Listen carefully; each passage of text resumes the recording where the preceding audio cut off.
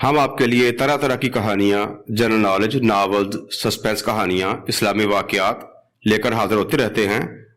جو لوگ پڑھ نہیں سکتے وہ آڈیو سن سکتے ہیں، جو خود پڑھنا چاہتے ہیں وہ ویڈیو کو میوٹ کر کے خود ریڈ کر سکتے ہیں۔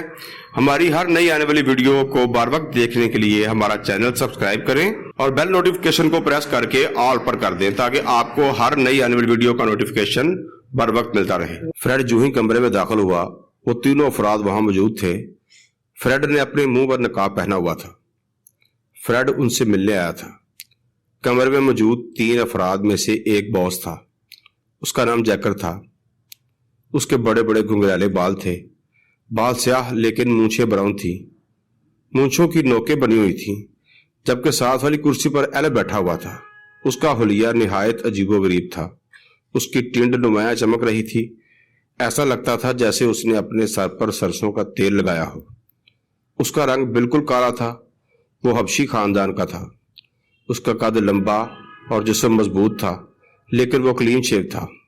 اس کی داڑھی اور مونچھ بالکل صاف تھی۔ وہ گن چلانے کا اتنا شوقین تھا کہ ایک محفوظ جگہ پر بھی اس نے AK-47 اپنے ہاتھ میں اٹھا رکھی تھی۔ تیسرا شخص ایک ہندوستانی تھا جس کا نام پٹیل تھا۔ اس نے ہلکی سی داڑھی جو فرنچ ٹائپ تھی اس پر کلف لگایا ہوا تھا۔ اس کے چہرے کے نقوش سخت مزاج شخص کو ظاہر کر رہے تھے۔ ان سب کی عمریں 45 سے 50 کے درمیان تھیں، جبکہ ان کی صحت اور طاقت جوان لڑکوں والی تھی۔ فریڈ نے منہ پر جو نقاب لگایا ہوا تھا وہ بدستور لگا ہوا تھا۔ فریڈ کی عمر ان سے تقریباً 10 سال زیادہ ہوگی۔ فریڈ کا چہرہ متناسب تھا، آنکھوں کے گرد سیاہ ہلکے پڑے ہوئے تھے، یہ شاید نیند کی کمی کی وجہ سے تھی۔ بہرحال فریڈ مالی طور پر خوشحال شخص تھا۔ اس کے 3 سپر سٹور تھے۔ ایک سٹور پر وہ خود ہوتا تھا جبکہ باقی 2 سٹور پر ملازم رکھے ہوئے تھے۔ کمرے میں ایک خوشگوار سی خوشبو پھیلی ہوئی تھی۔ کمرے کے درمیان میں ایک بڑا سا ٹیبل پڑا ہوا تھا، اس کے ارد گرد 5 کرسیاں پڑی ہوئی تھیں۔ فریڈ باس کے سامنے والی کرسی پر بیٹھ گیا جس کا نام جیکر تھا۔ ان تینوں نے فریڈ کا بغور جائزہ لیا۔ پٹیل بولا، تمہیں ہمارے کمرے تک پہنچنا مبارک ہو، آپ جلدی سے اپنا کام بتاؤ۔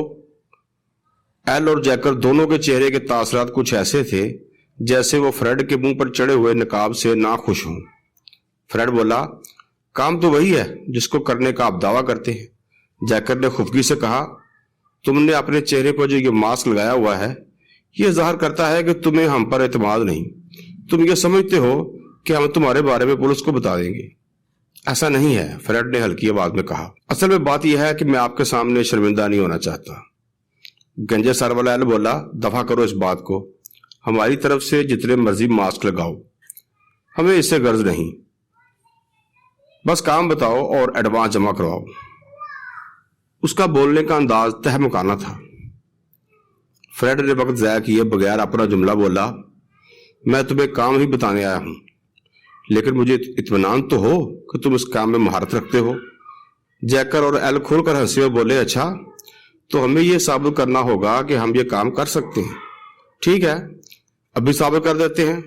اس نے دراز کھولا اور اس میں سے 3 طرح کے اخبارات کے تراشے نکال کر سامنے رکھ دیے۔ ان اخبارات کو فریڈ نے اچھی طرح پڑھا۔ ایک اخبار جس پر تاریخ تھی 25 مئی 1995 اور خبر بڑے حروف میں لکھی ہوئی تھی، کل رات ساحل سمندر پر شفاق قاتل نے ایک جوان سال لڑکے کو موت کے گھاٹ اتار دیا۔ لڑکے کا نام رونی بتایا جاتا ہے۔ پولیس تاحال مجرم گرفتار نہیں کر سکی۔ یہ خبر پڑھنے کے بعد پھر اس نے ایک اور خبر دیکھی جس پر تاریخ تھی 3 اگست 1995 اور خبر تھی کہ پارٹی سے باہر نکلتے ہی ہوٹل سٹار شائن کی 14ویں منزل سے ایک عورت کو دھکا دے کر قتل کر دیا گیا۔ دھکا دینے والا آدمی فرار ہونے میں کامیاب ہو گیا۔ فریڈ نے اس سے مزید اخبارات دکھانے کو کہا۔ ایل نے چند اور اخباری تراشے فریڈ کے سامنے رکھ دیے۔ وہ سب پڑھنے کے بعد فریڈ بولا، ٹھیک ہے میں مان لیتا ہوں کہ تم اپنے کام میں مہارت رکھتے ہو۔ اس کے ساتھ ہی فریڈ نے جیب سے ایک تصویر نکالی اور ان کے سامنے رکھ دی۔ پٹیل نے تصویر کو دیکھ کر مخصوص انداز میں کی آواز نکالی۔ تصویر کے پیچھے اس شخص کا نام اور پتہ بھی درج تھا۔ پتے میں ایک مشہور چرچ لوکا کا نام اور ساتھ ہی روزہ مارکیٹ کا حوالہ دیا گیا تھا۔ انہوں نے پتہ پڑھنے کے بعد معنی خیز انداز میں ایک دوسرے کی طرف دیکھا اور جیکر بولا، ایڈوانس؟ फ्रेड ने $5,000 निकाल कर सामने रख दिया और बोला, आज से 10 दिन बाद ये शख्स इस दुनिया में नहीं होना चाहिए। एल बोला, 10 दिन तो दूर की बात है, बस चंद दिनों का मेहमान समझो। फ्रेड ने कहा, नहीं, इस शख्स को आज से 10 दिन बाद यानी 25 नवंबर की शाम को ही कत्ल करना है, ना 24 नवंबर को और ना 26 को। जैकर ने हाथ से इशारा किया कि ठीक है, उसी तारीख को ही कत्ल करेंगे, लेकिन इतनी पाबंदी की वजह क्या है? जैकर के चेहरे पर तजस्सुस था। फ्रेड बोला, क्योंकि उस दिन उसकी सालगिरह है।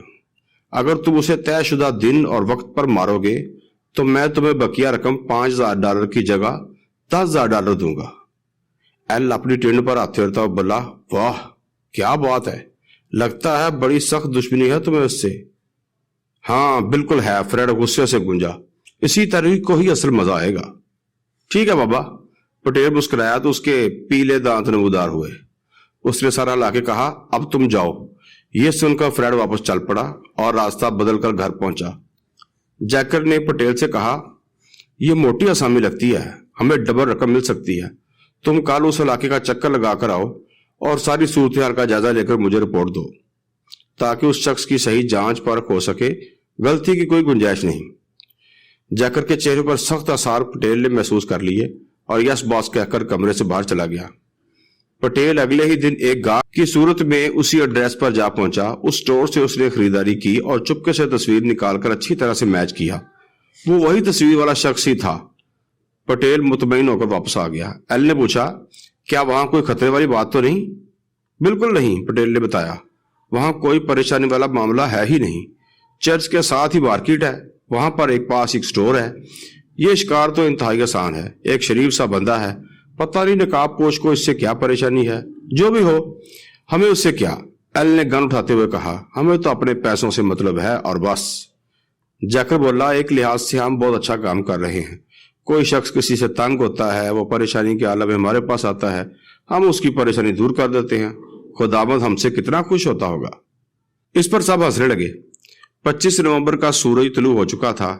एल, जैकर और पटेल अपने अशारिया 4-8 के मौजर की सफाई कर रहे थे। आज शाम को उन्होंने अपनी ड्यूटी अदा करनी थी। वो तीनों अपने मौजरों को लगाकर जो ही स्टोर पर पहुंचे तो वहां स्टोर बंद हो चुका था। उन्होंने ऐसा लिबास पहन रखे थे जैसे लोग सालगिरह में पहनकर आते हैं। उन्होंने हाथ में तोहफे भी उठाए हुए थे। उन्होंने इर्द गिर्द का जायजा लिया। कोई परेशानी वाली बात नहीं थी। बाकी लोग भी सालगिरह में शिरकत के लिए आ रहे थे। लोगों के हाथों में भी गिफ्ट थे, लेकिन स्टोर बंद होने की वजह से वो कुछ परेशान थे। जैकर ने कहा, ओहो, लगता है सालगिरह की वजह से जल्दी बंद कर गया है। खैर कोई बात नहीं, हम भी पूरा इंतजाम करके आए हुए हैं। उसने एल और पटेल को इशारा दिया कि चलो सालगिरह हाल में चलते हैं। एल फौरी तौर पर साथ वाली दुकान पर गया और एक शख्स से पूछा कि सालगिरह कहाँ मनाई जाएगी। उसने पूछा, क्या आप पहली मर्तबा यहाँ आए हैं?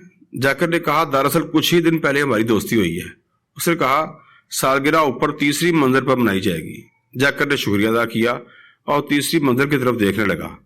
सालगिरह में आने वाले कुछ लोग सीढ़ियों से ऊपर जा रहे थे और कुछ लिफ्ट से ऊपर जा रहे थे। सीढ़ियों पर रश ज्यादा था क्योंकि लिफ्ट तंग थी। जैकर ने लिफ्ट के जरिए ऊपर जाने का फैसला किया। वो तीनों लिफ्ट वापस आने का इंतजार करने लगे। जो ही लिफ्ट नीचे आई, वो फौरी तौर पर लिफ्ट पर सवार हो गए। आधे रास्ते में लिफ्ट रुक गई। वो तीनों तशवीश ज्यादा हो गए। अचानक लिफ्ट का ऊपर वाला हिस्सा खुला और पानी की भाप ने पूरी लिफ्ट को गीला कर दिया।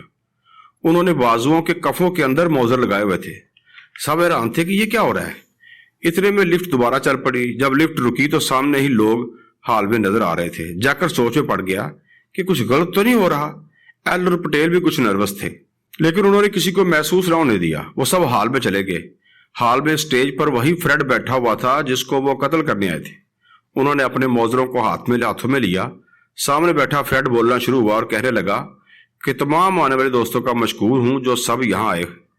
सबको हैरानी भी जरूर हुई होगी कि चंद माह पहले ही मेरा बेटा और बीवी कत्ल हुए, फिर भी मैंने सालगिरह मनाने का फैसला किया। आप जो गिफ्ट लेकर आए हैं उनका शुक्रिया, लेकिन मैंने जो तोहफा आज आपको देना है वो इन कातलों की लाशें हैं जिन कातलों ने मेरा बेटा और बीवी को कत्ल किया। यह सुनकर एल, जैकर और पटेल ने अपने हथियारों का रुख फ्रेड की तरफ किया और ट्रैगर दबा दिए, लेकिन गीला होने की वजह से कोई गन न चल सकी। फ्रेड हंसा। उसने अपना मौजर निकाला और बोला, यह गन गीली नहीं।